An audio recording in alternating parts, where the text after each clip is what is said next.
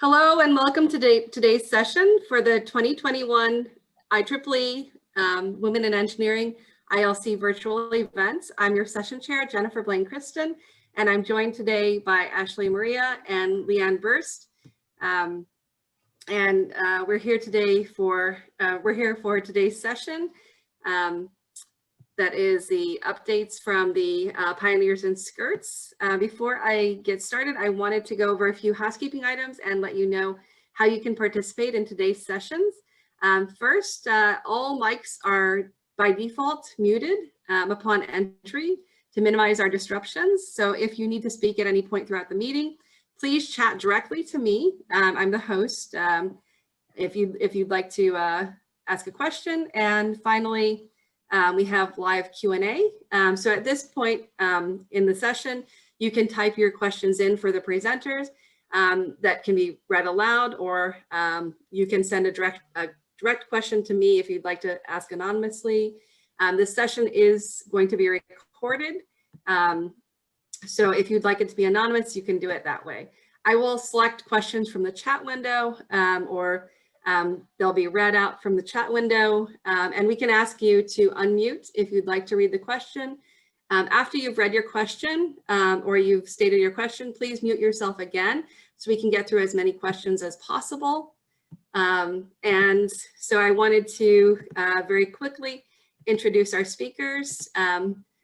First, we have Ashley Maria, who is the director of Pioneers in Skirts. She is a filmmaker known for her work as a writer and director and location sound mixer for feature and short films, news media, and TV commercials. A winner of the prestigious Directors Guild of America Award. She has also been recognized by the Directors Guild of America Women's Steering Committee as representing the future of women in film. Most directly, she was recognized as the Best New Director at the DTLA Film Festival. When not on set, Ashley is directing instructor at UCLA's Film School and a sound instructor at the American Film Institute's Young Women in Film program. Ashley is also a North American delegate to the United Nations Commission on the Status of Women, the principal global policymaking body dedicated exclusively to gender equality and the advancement of women. Prior to transitioning to a freelance career, Ashley earned over 10 years of studio production experience with Sony Pictures Television, Mark Burnett Productions, and ESPN. Also joining us is Leanne Burst. Leanne Burst is the producer of Pioneers in Skirts. She is a filmmaker known for her work as a writer and producer of documentaries focused on cultural change. Drawing from her experience and the lessons she learned during her over 25 years in the corporate and consultative career, Leanne works on impact documentaries and building partnerships and tactics designed to deepen and advance the positive impact a film can have on our culture. Leanne has worked with several industry leaders like IBM, Memorex, Telex, Kyocera, and Lenovo. When not in a conference room or on set, Leanne contributes to nonprofit boards, guest lectures on the topic of marketing practice, and is a volunteer committee chair for the Business and Professional Women USA organization. She is a winner of several technical and leadership awards, including the prestigious IBM Award of Excellence, the NC Triangle Women in Business Award, and several Society and Technical Communication Awards. So we have a very, very well-respected group of ladies here to speak to us today. So I'd like to hand it over to them. Hi, everyone. Thank you, Jennifer. Okay, everyone breathe. And if you want to hear all those bios again, you can go to our website, pioneersandskirts.com. Hey, I'm Ashley, and that's Leanne, or that's Leanne, or that's Leanne, whichever way she's pointing. All right, everybody, we need you involved. So we're going to start already. Start telling us where you're coming from. Are you in the US? Are you not? What time are you in? I'm in LA. I'm in Los Angeles. It is 9 in the morning. Not a big deal. Leanne, where are you? I'm in Raleigh, North Carolina. Raleigh, North Carolina. Sorry, I have my Southern accent comes out sometimes. So we're so excited to talk with all of you. San Francisco, okay. Good. Hello, hello. We're so excited to talk with all of you. You may remember, I'm running two different computers. Remember, we're all tech people. We know how this goes. You may remember us from last year. We came to the WE event last year, June of last year, when the world shut down, and we said, oh no, how do we do an event online? And so it was really exciting to actually be your keynote for the Women in Engineering International Leadership Conference in 2020. And if you joined us, make sure you tell us. Say, hey, I was there. Oh, somebody's from Raleigh. Oh no, that was you. I wrote it. Pioneers in Skirts is a featured documentary about the issues that affect pioneering ambition and the ongoing effort to achieve gender parity in our culture. Again, I'm Ashley and I'm the director, and Leanne is the producer of the film. And back then, when we met you all last year, it was a time when we were trying to figure out our work and our personal lives for the upcoming year. And we definitely enjoyed meeting all of you. And we're excited to tell you what we've been up to. I mean, it's been a year, right, y'all? Yeah, it was a year. But last week was a pretty big week for us. We gave a keynote. We started off, I think it was the whole week they dedicated to Pioneers in Skirts. Yeah, last year's, yeah. Yeah, we gave a keynote, and hundreds of members of IEEE, we logged in and watched the film. And then everybody returned again to be part of a panel discussion that we had with Kathy Land and Kathy Hearing Hayashi. And if you didn't get a chance to see it, you actually can go online and watch it. We put a screen grab here, but wow, we had a really, really productive and fun conversation. So just to remind you, I'm the producer of the film, and fun fact, I'm also Ashley's mom. Yes. Yeah. So here we are. I'm actually running two things as well, Ashley. I know. I'm like, oh, let me get my what's button. next? So today we're returning. We're coming back here to tell you or remind you, if you were here with us last year, of the origin story of Pioneers in Skirts, about the impact that we're trying to make with the movie, how we plan to grow that impact for women and girls all over the globe, and then chat with you at the very end to talk to you about what you're thinking and what you're experiencing.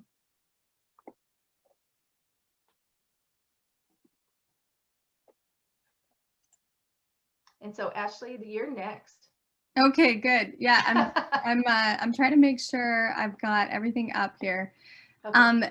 As a reminder, the event is being recorded, and if you want to speak later, as Jennifer said, you can unmute yourself, and even, I don't know if we're allowed to go off camera or not, we'll figure it out, but I think, again, please, you know, get your questions, like think of what's on your mind after you watch the film, and Jennifer will curate the questions, and she may call on you to ask. But if you don't, here's the big one, if you don't want to ask your question aloud, if you want it to be private, you can message her personally, like DM her, you know, on the chat, and she will ask your question for you, so you can remain anonymous.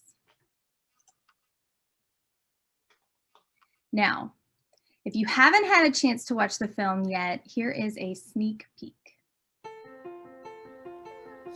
This is the calculator. These make the gears move. They pushed it! You guys know that a lot of girls get interested in this stuff and then later they don't do it? Really? Well, when I think of something that I want to grow up in and I confirm it, I try to do everything I can to make sure I complete that goal.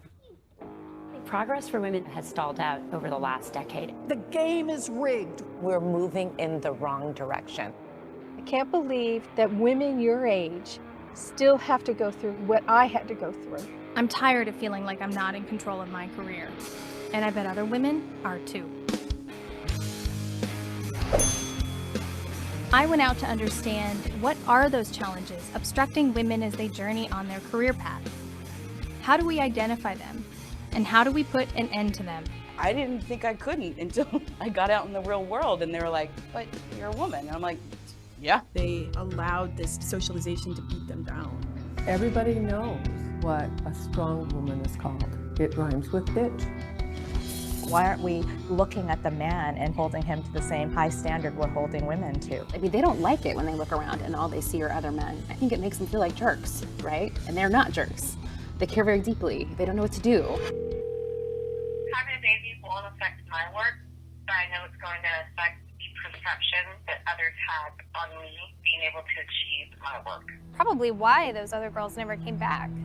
They probably had this frustrating experience and said, you know what, I don't want to work for that company anymore. Women are conditioned to think, yeah, you can do anything you want, but don't forget about this and this, be likable, look good, don't forget to aspire to have a family and all this kind of stuff. So basically pull the ambition back a little bit. Girls have such a harder chance in the world of becoming great. The white-haired men that are still out there in the engineering firms are going to give her a hard time because they're scared of her. You expect in your mind to be able to do a job and just be you, and then you are confronted with the reality that other people don't view it that way. We're not going to negotiate our way out of the situation. We're not going to negotiate our way to gender equity in the workplace. There is bias in the culture. It's not you. I mean, we have to change the system. We have to change the organizations. No one single thing will dissuade a woman or a younger woman from pursuing a career, but you have to think over time, all these seemingly small disadvantages accumulate. Let's not fool ourselves. There's absolutely tons of work to do still in terms of gaining equity in the workplace. There are some things that simply have to be overcome. I'm going to put myself out there. If I get out, I get out, but I'm here to be a part of it. I'm here to have a voice. We all have a role to play in the solution. We can be the pioneers of change. And as a reminder, Pioneers in Skirts is available on demand right now, and it will be available until midnight on Eastern time on Friday night.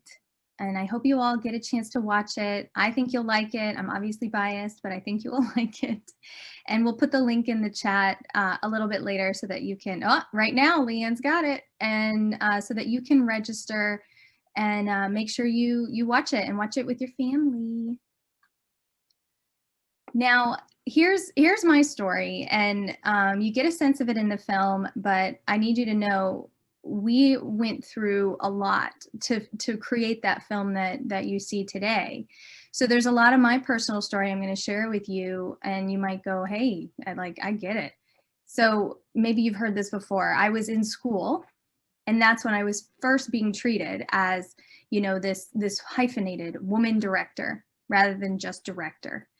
And then, as Jennifer said, I won the Directors Guild of America Award, one of the most prestigious awards a director can receive in this industry, but it was in the women directors category. So here I am starting out in my career, and I'm being defined as a woman director. But I still took it as like, hey, this is an amazing award. But other people made sure I knew that it was in the director for the women director category. So they'd say, oh, that's so cool, you won. Oh, it was in the women's category. Okay. So while in school too, I started to hear that I was perceived as being too blunt or too sure of myself. Like, what? That's bad, right? I did not like hearing that because it meant people wouldn't want to work with me. You know, I didn't know enough at the time to say, hey, that's their issue. At the time, I thought, oh, I have to figure out what's going on. I tried to fix that behavior, right? I found myself second guessing my decisions as a leader because of being told I was this way. And it made me, I felt my confidence drop. I was in shock. What is going on? And the more I tried to fix myself, the more I lost myself. And I truly wondered, is this what a career in film for me will look like? So what do you think a young woman does when she has a problem that she cannot solve? Well, in my case, she calls her mom. When I first heard what Ashley was going through, I told her that it seemed a lot like what I had gone through when I started out my career, which was in the mid-1980s. That was a long time ago for some of you, right? But at the time, I wasn't sure what to say. I didn't know how to deal with it. I kind of just took it and as if it was something that I was supposed to have to deal with. we were able to talk, Ashley and I, when she came home for a visit one time, and ironically, we captured that on film.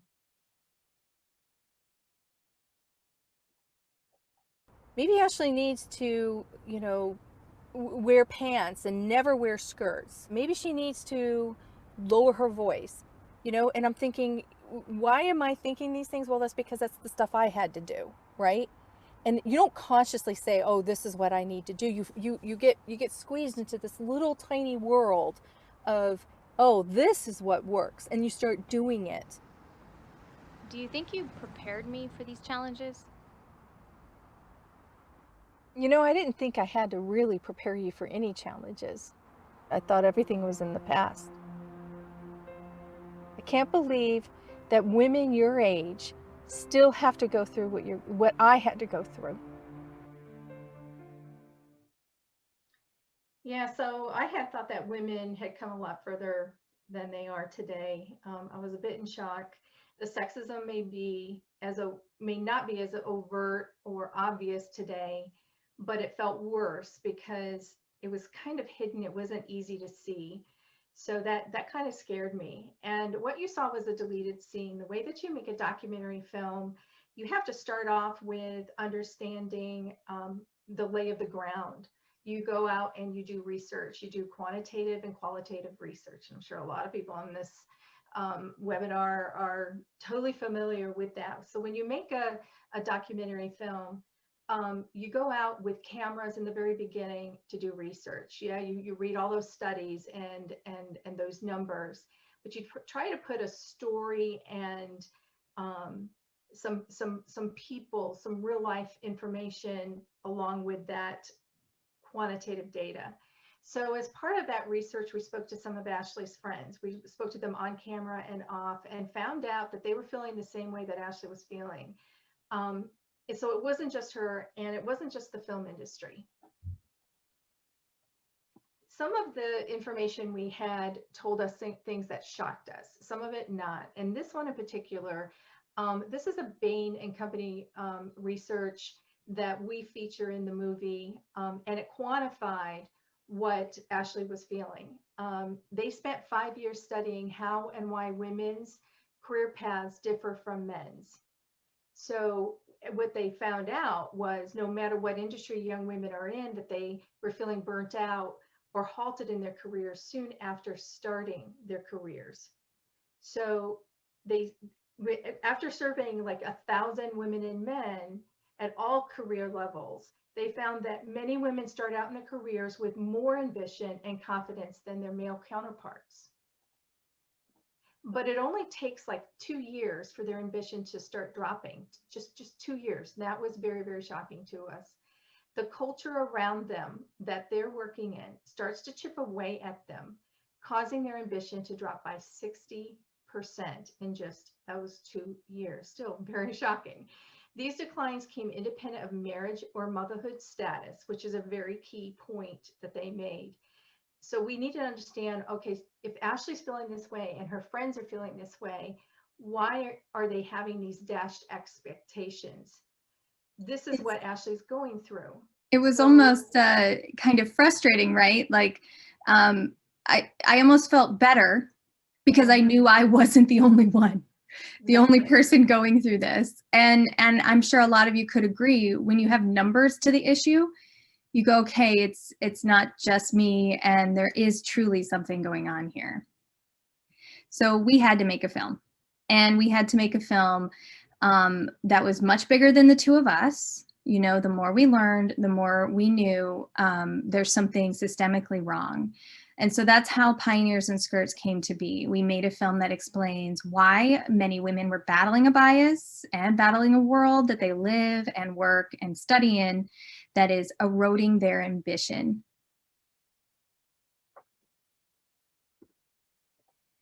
And it was important to us to raise awareness for the issue, but to do more than that, about bringing understanding, about bringing the broader context to what's happening. Again, we aren't here to say, hey, women, this is how you fix yourself.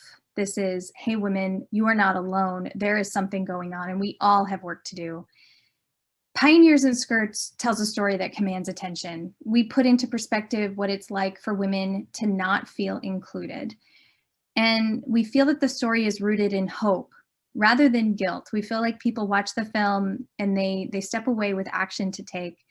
They feel hopeful rather than blamed, because we all play a role. We all have something to do. Audiences, they tell us they're inspired and they want to make a difference after watching the film. They want to be part of the solution and take a stance. And for women like me, like we've said, they realize they are not alone. So we're about to show you another clip, but this is intended to let you know that the scenes in the film were intended to make a lasting effect on people. It's all about how we made them feel. So in this scene where we use story to show people how they can choose to be more exclusive, we felt this was pretty key. Inclusive, yes. I think it's the parents competing with peers, and the peers are buttressed by the media environment. And we start it from the day they're born, a pink crib and a blue crib. It's just such utter nonsense, and it's so pervasive. Disney Princess Carriage. With a Color Shifters custom color shop. Blast to a raging waterfall to transform. At one point we were having a holiday and it was like, what do I get my kids? And I said, well, you know, I can get you a normal present like we do, or I will give you a little bit more to buy tools at Home Depot. And Iman, my daughter, picked the tools. So I ended up buying her $60, $70 of tools, but we went there several trips. And I talked about which tools are most useful. Like everybody needs a hammer, everybody needs some locking pliers. And so there's a sense of ownership. And from that point on, if there was something that required some hand tools around the house, switch a doorknob or take something apart or what have you, say, hey, honey, get your tools, let's do this. And just the activity of doing that is really kind of an empowering thing. Yeah, so this scene helped us send the message of we can get to a more equal world. We can be more inclusive. So it's all about understanding why equity matters. We shared this slide or a similar looking slide last year, and it was a big hit, so we thought we'd share it again because it's a good representation of the difference between equality and equity. Something needs to change, right? This is the whole point, so that we can achieve gender equality in our culture. But to get there, we must treat everyone fairly. Here's a very simplistic view right here and how we reach that goal, of which we are far, far from. But equity is a choice, right? And we must choose to remove those barriers placed in front of all underrepresented groups, not just women. And the big question that Ashley and I had when we were making the film is how do we understand what those barriers are and how do we remove them?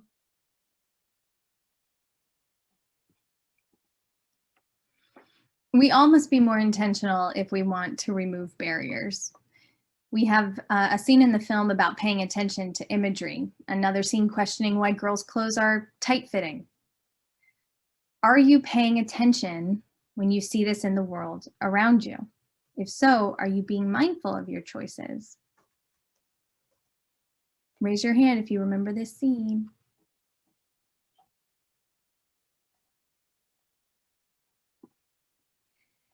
And sometimes you have to deal, you have to be more intentional when it comes to dealing with the naysayers. Sometimes you have to deal with the naysayers, right?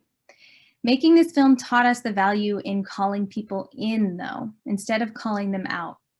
This allows you to lead with kindness and assume good intent. Sometimes people just don't realize they are being something other than productive, right? They don't realize what they're doing is counterproductive. What do I do the next time I'm confronted with a bias or a stereotype that prevents me from just focusing on the work?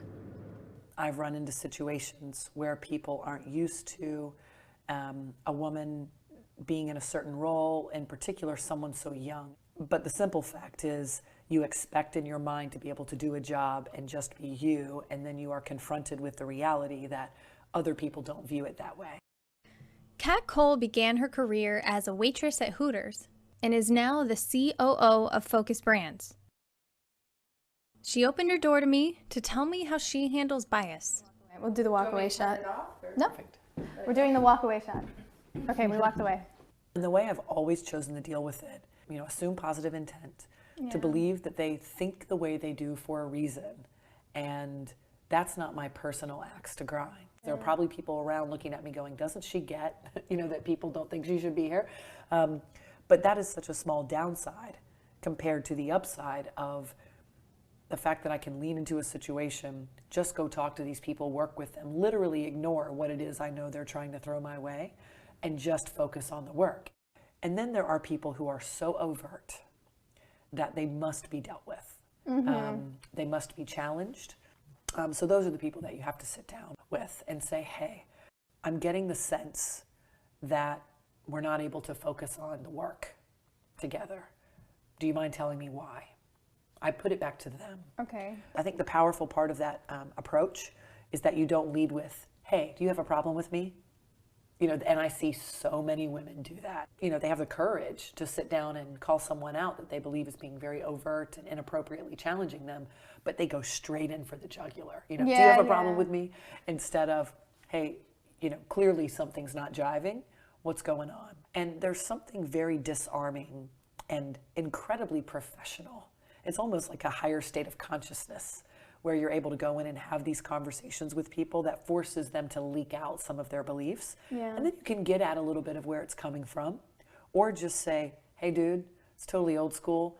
Whether you like it or not, I'm the one in charge of this project, and my goal is to have us all be successful. And if you weren't successful at your individual role, I can't be successful in a leadership role. So you have to know that I have your back. You have to know that I want to see you succeed. It's a very productive way to deal with judgers and discriminators. So I can start taking steps now to combat biases around me. So the key is to be more intentional by doing and by trying. We tell people you have to take risks, you have to make mistakes, you have to learn about, from your mistakes and keep going, and growing is good. Practice this today. And if they weren't already, a lot of people leave the film feeling and knowing that they must lead by example. They must recognize and address their own bias. We all have them, and we need to be on high alert about them. And we must get louder. Women and men get to be the voice that calls out and questions the world around them, and then actively does something about it.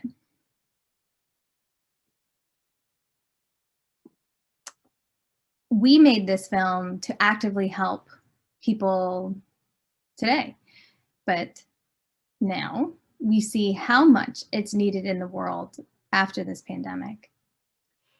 So we were wondering, we're hoping that many of you have seen that the pandemic has made the lives of women and girls much, much worse. Right now, they're reeling from job losses, school closures, rising poverty, spiking rates of domestic violence, racism, and other forms of discrimination. And that sounds like a really big list, but I've actually got some numbers for you from a couple of studies. And most of these numbers I got from the United Nations. So before the pandemic hit, somewhere around at the end of January in 2020, the UN released these numbers. Women all over the globe held just 25% of the seats at the table of power across the board. Men had 75% of parliamentarian positions, managerial positions, climate negotiators, 70% of them, and 77% of all peacemakers all over the world are men. And so, interestingly enough, these numbers caused the United Nations to declare 2020 the year of the woman. And little did they know, they were right, but then it wasn't a positive statement. Women got hit hard. In September 2020, some numbers were released, and I'm going to read some of those to you. An unbelievable amount of women, 865,000 women left the workforce in the United States, 4 times more than men. The pandemic is wreaking havoc in households, and women are bearing the brunt of it all. Those that had families, data shows that dads are more than 3 times as likely as moms to get a promotion while working remotely during the pandemic. Other numbers tell us that an additional 47 million women and girls are being moved into the poverty line above and beyond where they were in January 2020. And this fact, this statistics from the United Nations, it just killed us. We learned that of a study of 87 countries around the globe, 85% of COVID-19 task forces contained mostly men. So what can we do about that was our very first question. COVID-19 has also exposed vulnerabilities in social, political, and economic systems all over the globe, which affected women and girls immensely. So we see it and we wanted to do something about it. We put a plan in place to be a catalyst for change, for dialogue, advocacy, information, and activation. And we've already known that we're pretty good at instigating dialogue. We put a short video just for you to see. 99% of the time, I'm confident. And sometimes it's looked at as the wrong way, as being a you know what. You know what I mean? This movie just hit on all cylinders, and especially for someone like me. I just thought the way you put it together was just so consumable, and it was consumable by anybody watching it. I love that you engaged men in the conversation because it's critically important. I learned a lot, and just in this moment, I really appreciate that film because I just finished watching it with my 9-year-old. This movie was all about recognizing things from an early age, recognizing what you can do, how you can help your children and your friends, and just starting a dialogue. And if we start to use this tool as a resource for discussion, we will be able to see a lot more systemic change, I believe.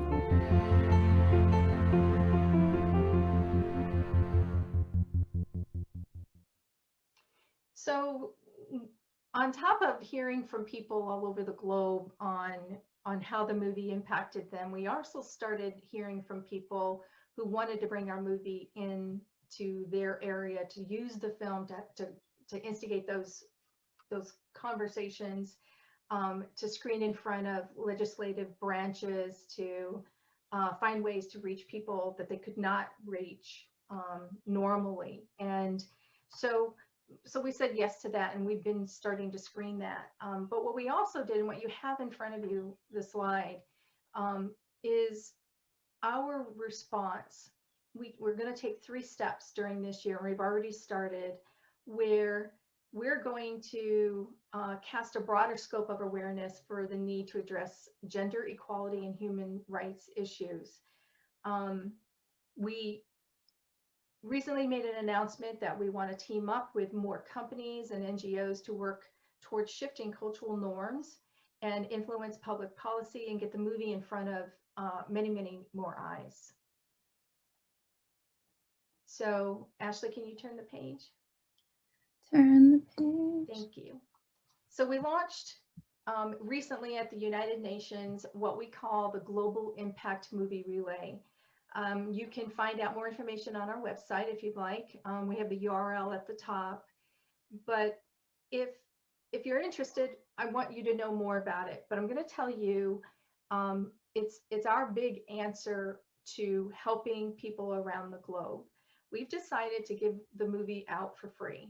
Ashley and I are going to participate in filmmaker-hosted online movie watch parties, or we'll have in-person watch parties when the time comes, and then we'll attend online.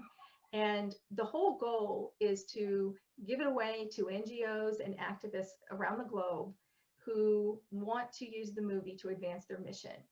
So the requirement for applying, and again, there's the link to go and apply. So if you know an NGO that's trying to change the world, here's those requirements. And again, we have those listed on the website. Screening hosts must be part of an organization, an NGO or activist group, and will be chosen based on their need for change in their communities, or the inspiring work that they've done in their communities and they want to continue that, or the spirit with which they bring people together to solve problems, because remember, we're trying to solve a problem. They must fit within a focus area of working to achieve gender equality and advocate for women and girls, regardless of their nationality, ethnicity, age, sexuality, or any other status. We want this to be an inclusive effort. So because we are giving this to NGOs, to nonprofits for free. We are doing a call out for you to join us and help us in this mission. So yes, we are looking for sponsors for this effort. We have some people who've already come in to help us translate the film into all of the United Nations languages plus more. Doesn't that make it more inclusive? You can also host a screening similar to how IEEE is doing it now. You can host screenings like this. You can host screenings with your company for D&I training. All of the licensing fees go straight to our impact campaign. And then you can support us in tech and social, and then partner with us. You can see here, we have many opportunities. I mean, the reason this film is getting out there is because people are championing us and they know the message is true and honest and helping. So if we want to fast track a gender equitable pandemic recovery, we need to talk, we need to have conversations, we need decision makers to know that this is important and needs to be top of mind when they are working on the recovery. So we will hold purposeful movie watch parties over the next year with an aim to reignite governments, civil society, businesses, to focus on eliminating discrimination against women and girls and achieve equality in all areas of life around the world. And there you have it. Thank you for listening. We'll transition into our Q&A, but just remember, you can still watch the film until Friday night. And we'll post that link. Did you post it already? And if you're watching after April 30th, if you're like, oh, I don't have time this week, it's still available. Go to our Watch the Movie page on our website and you can see other ways to view the film. Thank you all for listening. Now, Jackie, hello, we know you. Thank you. Well, you know, it's the Q&A time. I'm gonna, I put the security thing on so you guys can't unmute yourselves, but now I'm gonna put it back and start video. You can tweet us at Pioneers N Skirts and Instagram, however you'd like, but yeah. Women's History Month, yes. March was a really fun time for us. All right, I'm going to stop sharing so everybody can come in and join us. Get your coffee, come hang out. All right, so again, if anyone would like me to read a question, please message me. And that way with the recording, you don't have to go on screen. But if you would like to, just let me know if you'd like to unmute and ask the question. I do have one question here already for you. So the question is that there are statistics that show that there are more women in engineering in cultures where women have less rights. Can you think of a reason why this might be true? It seems counterintuitive. I'm starting to think that the real issue is that we are measuring the wrong things to understand the rights of women.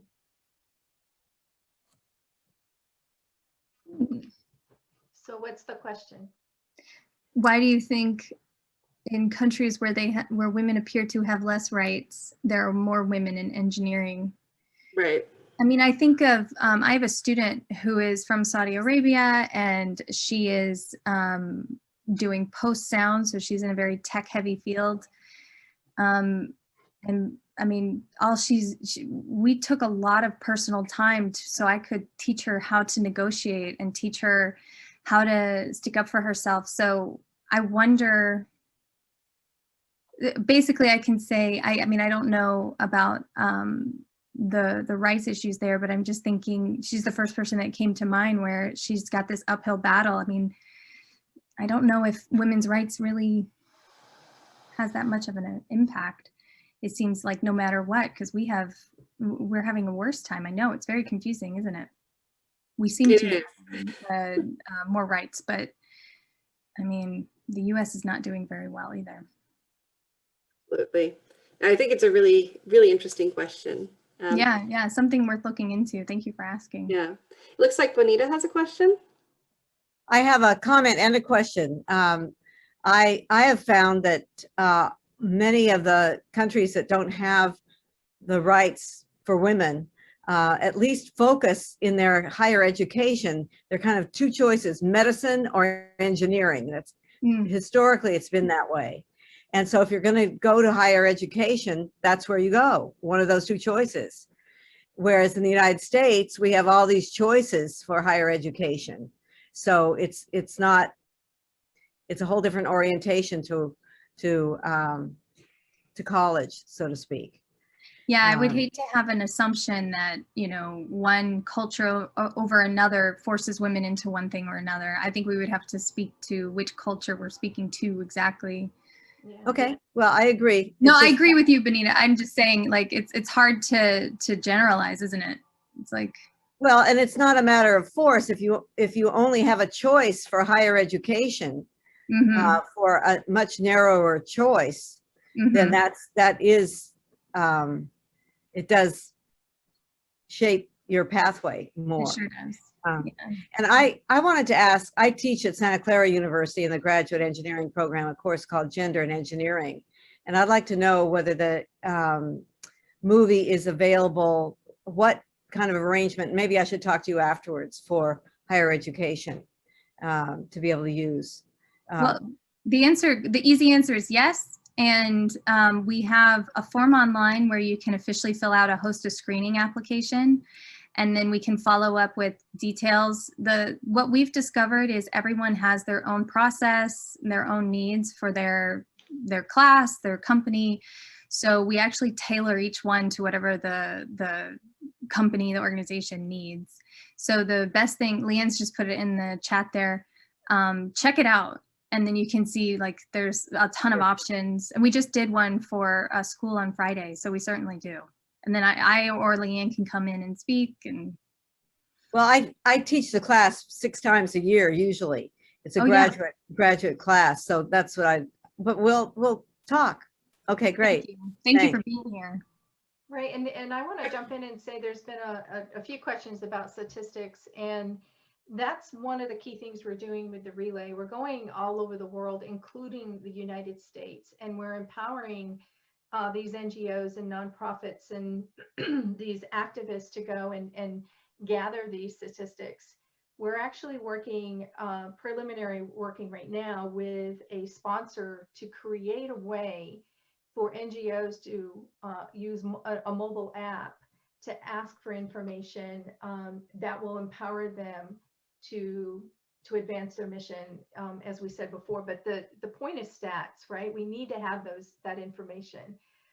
When we look at things, and we can't look at it in one way, right? And we all know this, right? We know that even though there's a lot of women in a certain culture that may be in engineering, for example, it may be a path that's easier for her or a path that's required of her. But how is she being treated? How is she getting paid? Is she able to advance in her career as her counterparts are advancing? What's holding her back? And these are the kind of questions that activists are trying to have answers to, and they're trying to find creative ways to get those answers. So we're giving away our film to these people, to these organizations, to start that process of gathering the stats. We did have another question that I got based that has to do with statistics. I think there's a great appreciation for the statistics that you presented in the film, and the question was, is there somewhere that the attendees can find statistics regarding women during the COVID-19 pandemic? Yeah, we're actually writing a blog post. We have a blog area, and we're putting all that information we're sharing now, because a lot of it's just coming in, and we're trying to, again, as part of the Impact Relay, we're trying to provide those statistics so that others can jump off of those and do their own thing. So I would say in the next 2 weeks, you can find that on our blog area. Yeah, that's perfect. And yeah, the United Nations is doing their hardest, but like Leanne said, we'd love to be able to use our film to help gather the specific information that's really going to impact what they're doing. Yeah. Another question I had is, what is your next project? I think everyone's inspired by this and wants more.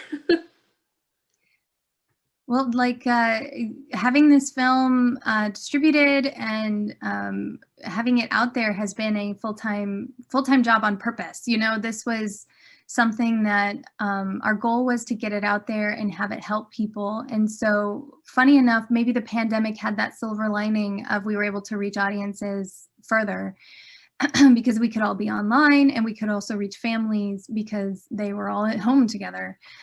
But all that being said, so while we're distributing the film, I am writing, and I have plans to make a feature narrative. So not another documentary yet, but it does kind of just, everything feels like a documentary these days too. So I'm not turning anything down, but I think launching this has been our full-time job. Yeah, and I think with me, you gotta understand things are different, right? We're a mother-daughter team. I don't typically make movies for a living. I've worked with Ashley on a few movies that she's made, and I've been producer on the film and executive producer and writer.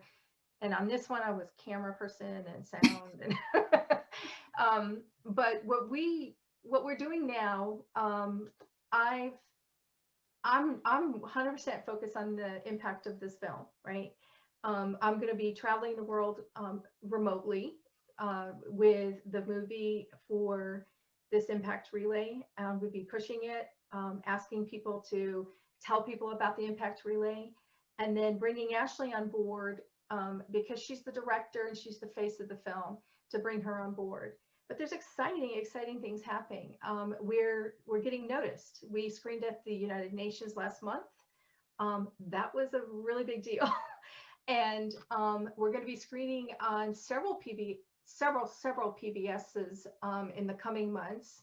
So that'll be in the United States. And as we travel the world with the film online, we're actually working with a distributor to knock on the doors of public television to screen the movie in that country when we're screening it with that NGO, so that we have a broader set of eyes again. And again, a big hope is to have mentors and parents watch the movie with their kids. So I'm actively looking for sponsors for the film and trying to get help to do that. We need to create all sorts of things for this effort, right? We need educational content, we need marketing content. And we're starting to secure those sponsors. We're excited about that too. So yeah, it's a good future. Hi, Kathy. Hi, Kathy. Hi there. Good to see you. It's been over a year, and I've followed you on LinkedIn. Just love to see all the things that you're doing. United Nations interaction there, and it's just incredible to see. And I'm so glad that you're following up this year, letting everyone know all the wonderful things, not only that you've done this year, but what you're looking forward to doing next year. So congratulations to you both. And on a personal note, I did want to tell you, and I think I told Heather earlier, in the film, there was a part there that really struck with me, and it was when they sat down with someone and they said, well, these are all those things that you want. Did you ask? And that made a difference to me last year. And there were several times where I did, I just got to ask. So I asked, and some great things happened last year. Some of the things related to WeILC, but it's because I didn't just think it was impossible. I just asked. And if it worked, great. And if it didn't, I asked. So thank you for the impact that you make to all of us. It's so impactful and so important. And thank you. Thank you. Yes, that's amazing. I like to joke with people, I'm perfectly fine asking for money now, I promise. Because they watch that scene and they go, Ashley, I'm like, listen, that was some years ago. I've gotten better. But yeah, and then to that end, we have to teach managers and teach leaders to be more receptive when women ask. So I'm really happy. Thank you. Hi, Heather.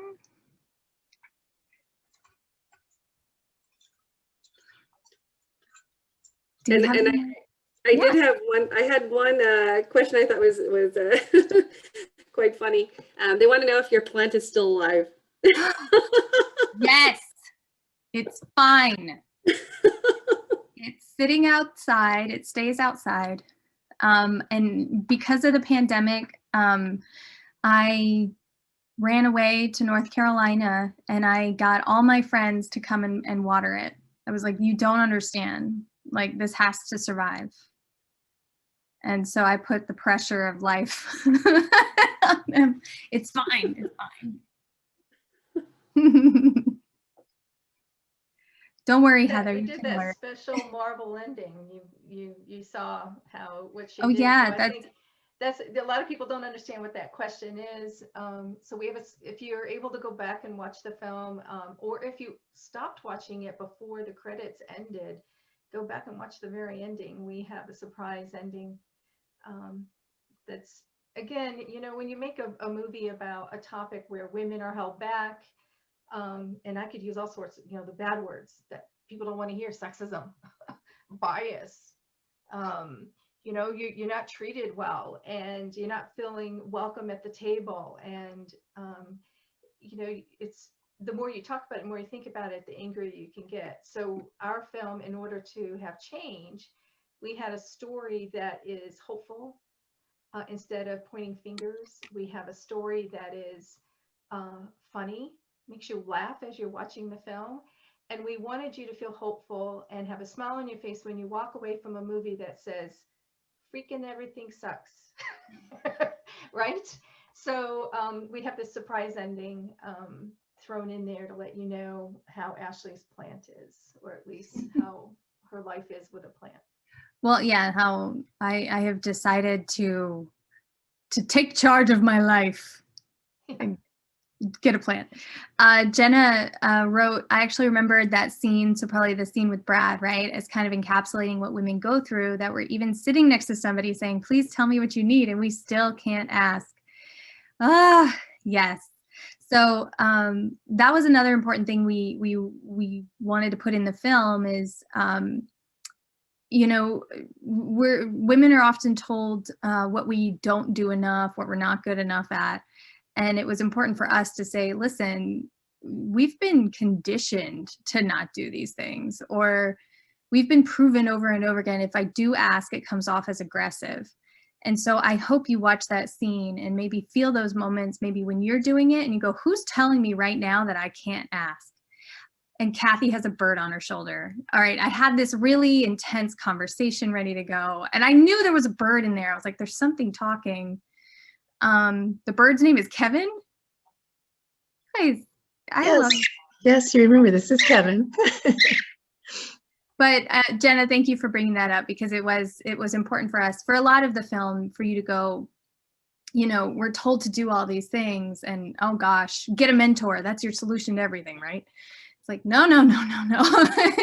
There's so much more going on, and you can't blame yourself. You have to forgive yourself. That was something also that Leanne and I had to really do, is just go, hey, we obviously fell for it for the first 25 years, and now not anymore. So thank you. Sherry, just how others hold us back, but how that causes us to hold ourselves back. Yes.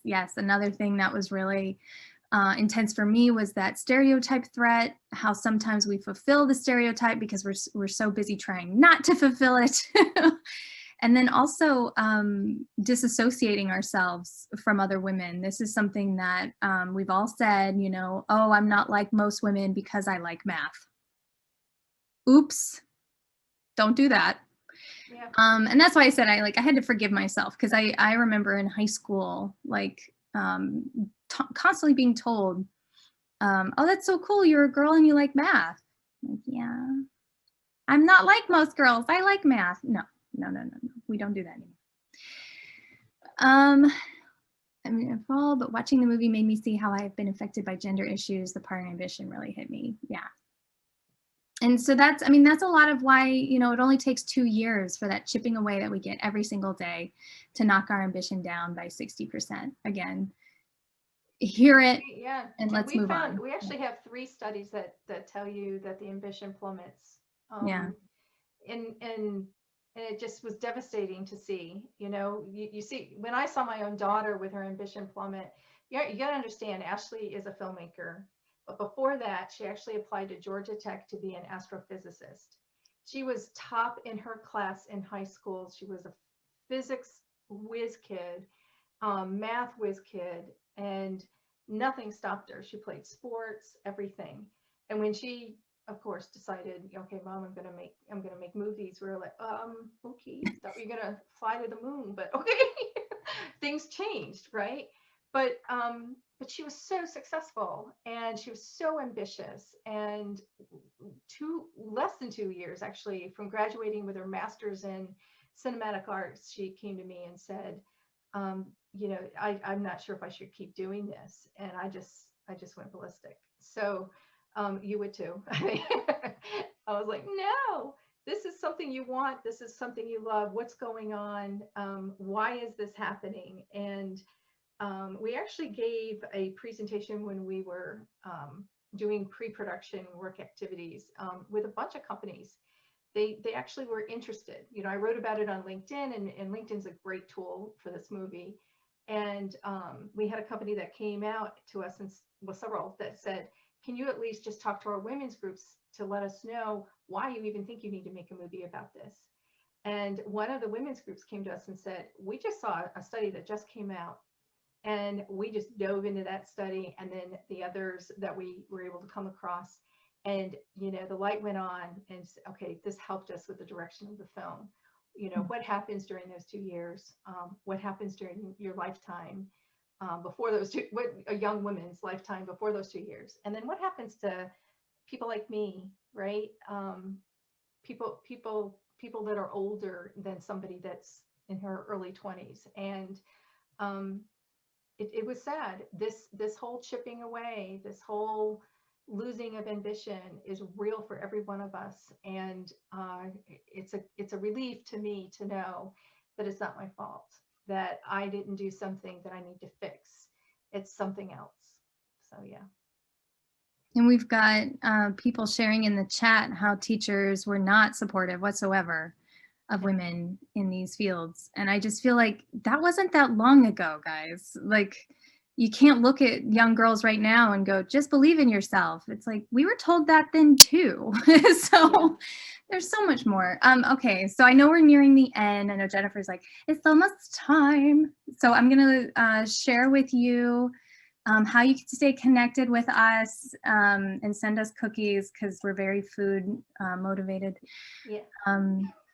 Do we have any final question or anything pressing?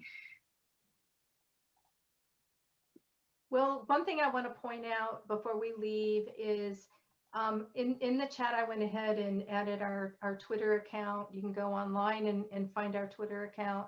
But if you have any questions, you can direct message us on Twitter. You can email us if you want. We're happy to answer. And you want to get on a call. And Bonita, if you want to talk, we're happy to talk. Our number one goal for making the movie is to change the world for all of us, right? And that's why we're here. So go ahead and feel free to get up with us, start a conversation online, start a conversation privately. And yeah, send those cookies if you want to have cookies. But thank you. And try to go back and watch the movie again with your family. Watch it with your daughters and your sons and your nephew and your niece and your husband. You'll find it rewarding. It's again, a family-friendly film. If you haven't seen it yet, there's no bad language, and it's fun. Yes, exactly. And thank you for having us, Jennifer. Thank you. And I absolutely want to echo that. I'm actually traveling around and didn't have my husband with me, but I feel so inspired to go back, and I want the men, the boys in my family to watch this just as much as the females. It was so inspirational, and gosh, I was just blown away by the film.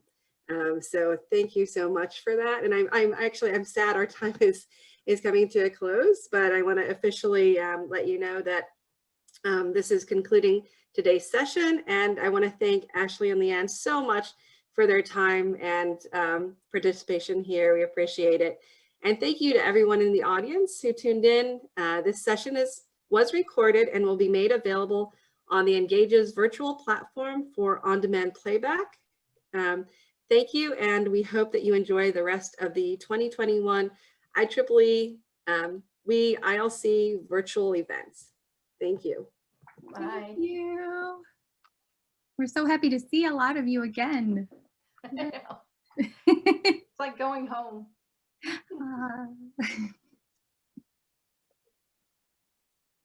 Bye, everybody.